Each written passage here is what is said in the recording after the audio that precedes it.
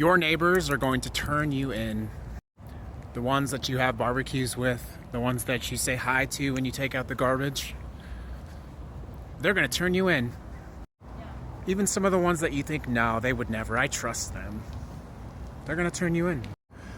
If you stay in America, and I'm right, that we are becoming a Christian nationalist fascist dictatorship, it's not the police that you have to worry about.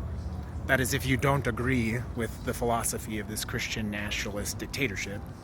Now, there's never going to be enough police to handle that. Never. They will never have enough boots on the ground to be able to look into everyone's homes and understand who agrees and who does not agree with the administration, who is the enemy within.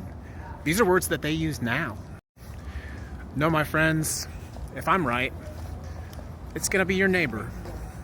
And we know this because of history. We have historical references to pull from. History that happened again and again and again and again. Let me tell you about Elisabeth. Elisabeth Adelheid Hildegard von Thadden. She was born in Germany, and she died in 1944. Just based on that date, I'm guessing you can probably tell.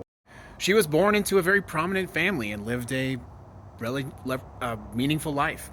She founded a boarding school for girls. But when the Third Reich took power, she committed an unforgivable crime. She spoke out against the Nazis. And obviously that got her on the radar of the Gestapo.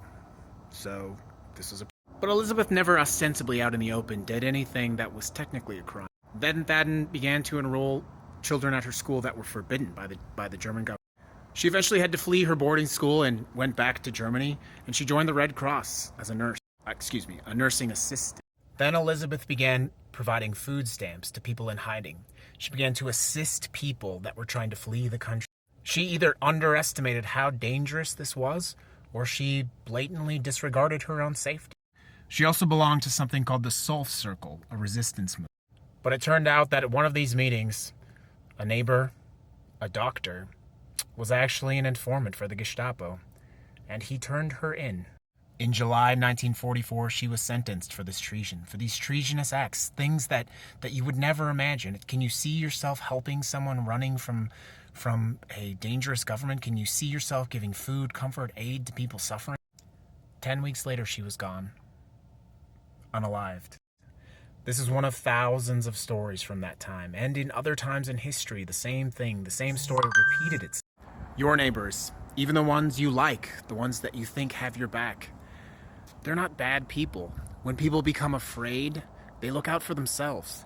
And if I'm right, it may reach a point, when things like protesting or helping illegal immigrants or helping people try to leave the country or things like lavender marriages are not safe to the eyes, ears, and lips of your neighbors. It's easy to think it isn't going to be this bad.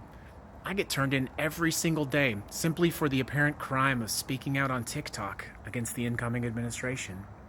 That's now. Today.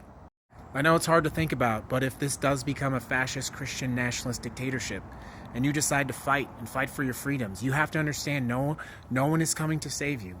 And it may not be the police or the military that comes for you. It may be your neighbor who turns you in.